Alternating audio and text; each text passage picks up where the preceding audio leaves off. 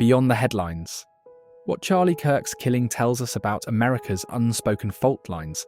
Charlie Kirk's death has flooded headlines with familiar takes: political polarization, the irony of gun policy, and the tragedy of violence. But if we stop there, we miss what really matters. Let us decode angles what most don't uncover. Violence as a tool of power. What mainstream coverage misses is that shootings of political figures aren't just attacks, they are signals. They send a message. Your politics can cost you your life.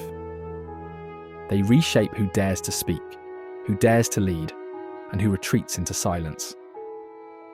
When violence moves from the streets to the political arena, it stops being random crime and becomes a method of regulating democracy itself. That shift is what makes Kirk's killing feel different from the 120+ other gun deaths that happen on an average day. Media, outrage, profit. This part almost no outlet will state openly. Gun violence is profitable. Mass shootings spike media ratings and add dollars. Gun deaths, especially high-profile ones, fuel political fundraising on both sides. Fear of violence pushes more gun sales, feeding a $28 billion industry. Kirk's killing won't just be mourned or debated, it will be monetized.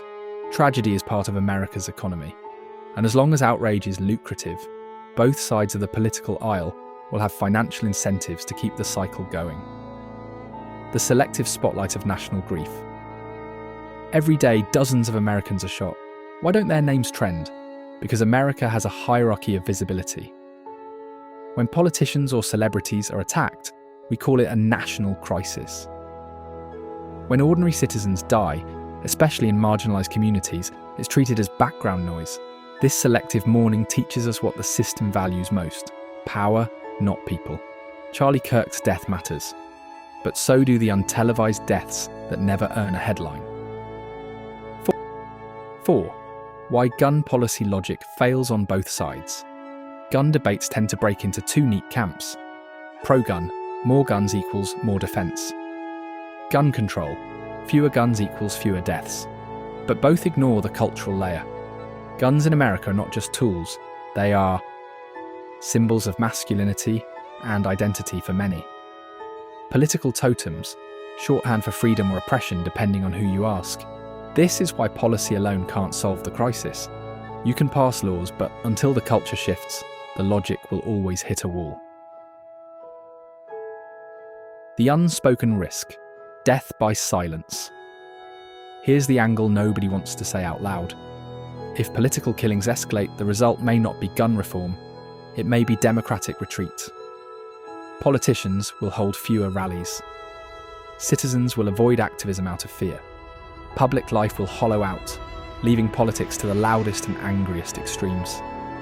The real danger isn't just death by bullets, it's death by silence, a democracy too afraid to speak. What no one asks: who benefits from the fear?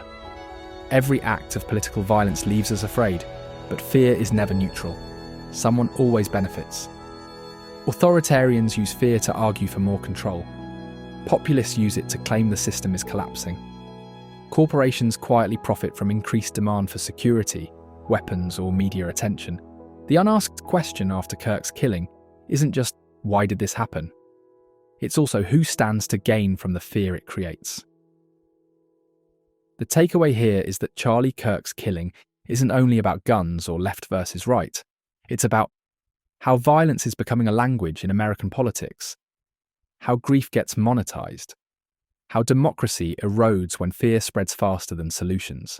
This isn't a story about one man, it's a mirror, showing America that if violence is allowed to shape who speaks, who profits, and who stays silent, then democracy itself is already on borrowed time.